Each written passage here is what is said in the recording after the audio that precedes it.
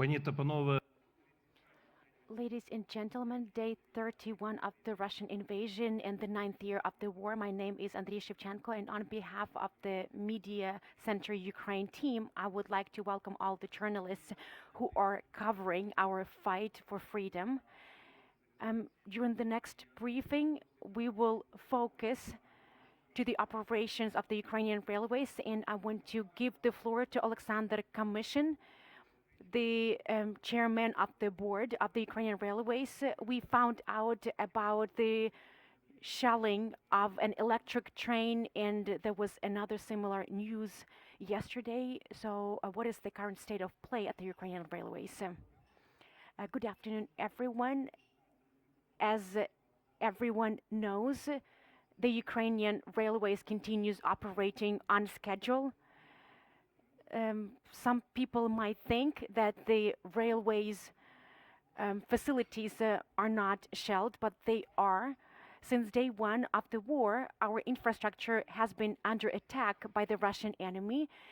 In recent days, we've been talking more extensively about that. For example, yesterday, a train was under attack. Yesterday, during repair works, our team was hit as well. One staff member died, one staff member was wounded. The Shepetivka-Kyiv electric train was also shelled. One fragment hit the window, windows were shattered, and there's one passenger that sustained some injuries because of the window fragments that were flowing around. Every day, several railway stations are under attack. Every day, several depots are under attack as well. And only through the persistent and dedicated efforts of our staff, we fix and repair all the stations and facility. 5 days ago, Denis Shmyhal, the Prime Minister of Ukraine, handed out awards to 20 railways staff members that committed some acts of heroism, and 2 of them received these awards because during wartime they did a great job repairing some of the railway infrastructure after the shellings in a town in the vicinity of Kharkiv. And in 2 days, these people were back there because the area was under attack as well. So we have people who have to continue working and taking care of the railway infrastructure despite the shellings and airstrikes. How would you summarize the first month of the Ukrainian railways operations during wartime? The evacuation campaign is quite steady. We have already evacuated 3 million people from the east, south, and north, and about 400,000 from the west to foreign countries. The evacuation levels are going down, which means that most people who wanted to get evacuated have already done so. There are some complicated evacuation routes, so we have to closely cooperate with the local authorities. Sometimes we have to evacuate by buses first, and then we transport further by the railways. But we can see that the numbers are going down, and you will hear more from Oleksandr Pertsovsky. As for the humanitarian program, since day one of the war, we have transported multiple loads of humanitarian aid, upwards of 7,000 tons by passenger cars to the east. But what is important that the cargo transportation is going up. We have containers, we have enormous humanitarian aid. We transport humanitarian aid from Poland and other neighboring countries, and this is the humanitarian aid that is much needed in the east, north, and south of our country. Together with our team, we visited Kyiv, Cherkasy, Poltava, Kryvyi Rih, Slavyansk, Kramatorsk, and Odessa.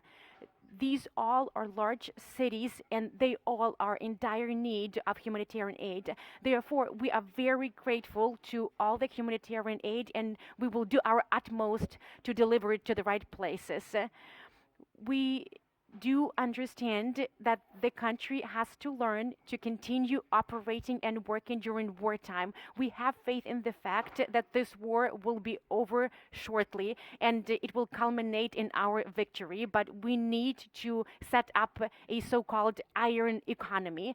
The railways is a bulwark of economy, and we need to do everything possible to help businesses move to the western part of the country. We need to elaborate and establish new logistic routes, and this is something that we are doing. 2 days ago, we visited Kryvyi Rih. We had a look at the operations of Kryvyi-Rih-Stal, ArcelorMittal, and we can see that they are ramping up their cargo transportation, and it's all about economy, it's all about taxes, it's all about new jobs.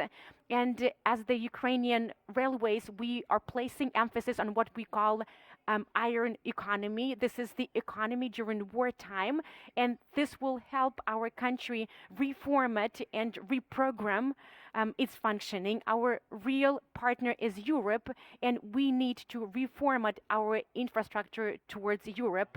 And to this end, we need to implement some changes to support our businesses. Now, I want to give the floor to Oleksandr Pertsovsky, who is the head of the Passenger Transportation Department of the Ukrainian Railways, and then we will be ready to take some questions from the floor. Friends, greetings. As has already been mentioned, upwards of 3 million Ukrainians have been evacuated by the Ukrainian railways to safe havens. What is behind that? Mass evacuation from large cities.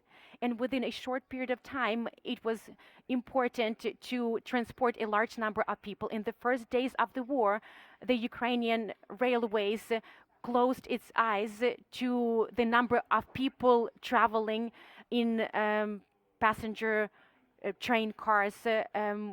We made train travel free, and that's why we were able to transport such a large number of people. You remember these photographs? Our high-speed trains have a capacity of 579 people, but at times we had 2,000 or even 3,000 people in the same train. Our priority right now is humanitarian corridors. We are the first point that people face. We try to transport people from temporarily occupied territories to safety. Another priority is to evacuate people from Mariupol. People try to get to Zaporizhia by private vehicles, and we pick them up there and take them to safety. What else are we doing? We are reorienting the flows of people who rushed to Europe in the first weeks of the war. We really want most people to stay in Ukraine, and together with regional military administrations, we're trying to understand where we can accommodate these people in Ukraine. Zakarpattia, Lviv region, also in the central part of Ukraine, Cherkasy. These are the cities and regions where Ukrainians can find some safe havens, and they don't really have to necessarily go abroad. We also have a large-scale program aimed at transporting special groups, severely ill people or children, unaccompanied children who also need to be delivered to safe places. And to this end, we transformed some of the train cars into medically equipped ones. Some of them are used for medical and military purposes. Over 20,000 people with disabilities, children with disabilities and special needs, and we were able to evacuate them as well. So it's not only about those people who were able to get to railway stations on their own. I also want to note that over this time, we've had several special passengers. The entire world saw an unprecedented situation. 3 prime ministers, Poland, the Czech Republic, and Slovenia, became our passengers. And this way, they expressed their reverence for Ukraine, their faith in our victory. And by our trains, they traveled from the western border to the capital of Ukraine. They had high-level negotiations with the government of Ukraine. Then they went back, and they promised that they would continue coming back. So it's just another testimony that despite the war, the Ukrainian railways ensures safe travel even for some high-ranking officials. As I have already mentioned, the focus is on restoring our economy, and economy cannot prosper without human resources. We are resuming some suburban connections as well to help people get to their working places. It's particularly relevant for the capital of Ukraine because from a logistic perspective, there's a break between the left and right banks. In Kyiv, we launched some electric trains there, modern electric trains that will help people travel to their working places in a safe and efficient manner, and we are doing the same thing all over Ukraine. So we are doing our utmost to transport people to their working places. That's what we call the iron economy. Any questions from the audience? Oleksandr, please join your colleague on the stage. English if necessary. Our guests can answer in English as well. Скажіть, будь ласка, скільки тонн How many tons of aid were transported and where exactly and where most? On passenger trains, over 7,000. In peak times, over 500 tons per day. As for cargo trains, 4,000. So we can have 10, 20, 40 tons per train car. But where most? To what regions of Ukraine? The distribution of humanitarian aid is carried out not by the Ukrainian railways. This is something that is done by regional military administrations, and we deliver to those places that are affected most. The east, the central part, and the south, Kyiv, Kharkiv, Dnipro. I'm talking about railways, logistics, and then everything is taken to Donetsk, Luhansk regions, and Odessa by ground vehicles. Any other questions? On Pan American TV in South America. Could you tell me about the railways between here, the Lviv, the west region that connects to the capital, Kyiv? You are transporting humanitarian aid, but these railways are also transporting military equipment like APCs and tanks. Do you fear this railway can be bombed and it affects like passengers and refugees because it is carrying military equipment as well? We're a peaceful company and we transport peaceful people. And those Russians, military troops, who bomb our kindergartens, school, theaters, they don't care what to bomb. If they bomb schools, they bomb railway stations, they bomb trains. Like there is no any other chance to stop bombing other objects.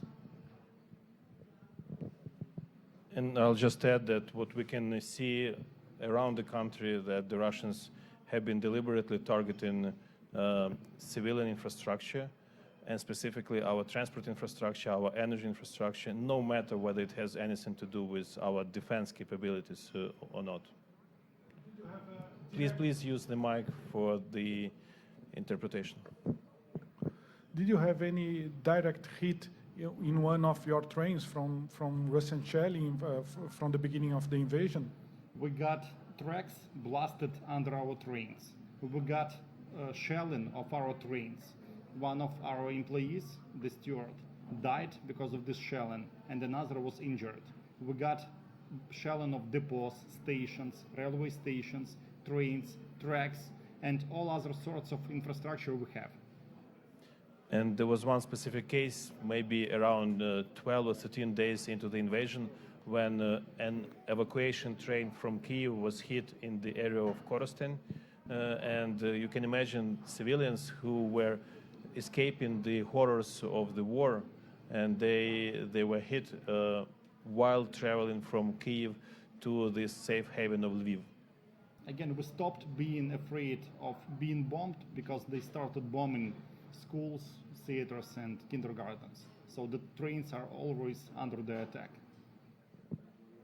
Please. Добрий день, Анна Бровко, Wartime. Good afternoon.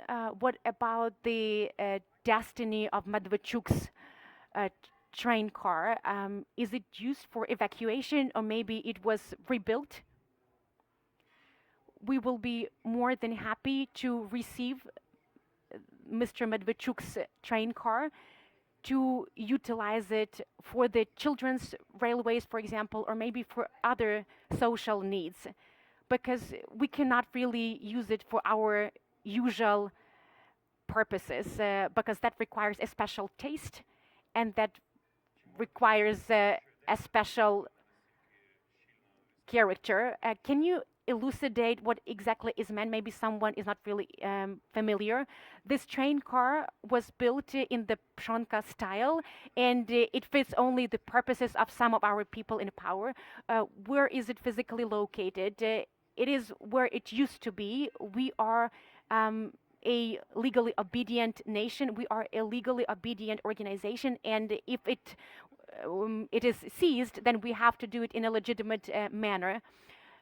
The Ukrainian railways also has some train cars that were used for VIPs in the past, and we used these train cars to transport ill children, pregnant women. So all these VIP train cars were also utilized to transport some special categories of population, to provide them with comfortable conditions. People, railway workers, died from the beginning of the Russian invasion. As of the first months, as of today, I would say it's 56 and 65 are wounded. 3 people are in the Polonia, in the hostage, captured as the hostages. Please, use the mic. Hi, so my name is Yusuke, and I'm a freelance journalist from Japan. And could you explain about the trend of number of refugees on the evacuation train? If it is decreasing or increasing, and how much capacity you have to serve those evacuees? The war showed that our capacity is limitless. And now we are working at, I would say, 1/5 of the peak capacity. And we hope that we will not return to that peak capacity until we start bringing people back. Again, it will be another big program for bringing people back. When was the highest, the moment of the highest numbers? The highest numbers were on the second week of the war. Прошу. Go ahead. Ще запитання? У мене буде запитання. I have a question. When you are talking about the iron economy and when you are talking about the recent innovations, I guess the whole country is thinking about operations in the long term. So what are some of the strategic changes that you are planning to implement within the Ukrainian railways to continue operating during wartime? As I have already mentioned, the war will be over shortly. We do believe in our victory, but we need to learn to continue operating in wartime.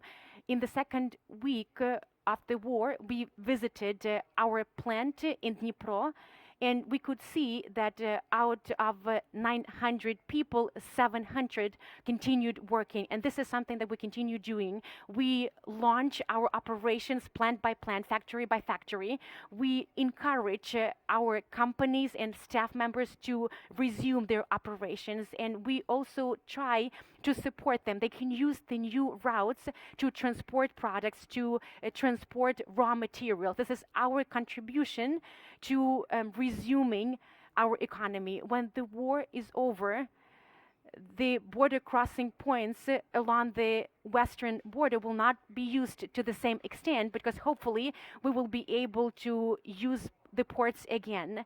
But still, public and private businesses will need our western borders. We always need to have a contingency plan. We do believe in our European integration aspirations, and this has to happen via Ukrainian railways and via new projects as well. Thank you very much. We had Oleksandr Kamyshin, chairman of the board of the Ukrainian Railways, and Oleksandr Pertsovsky, board member of the Ukrainian Railways, head of the passenger transportation department with us. Thank you very much.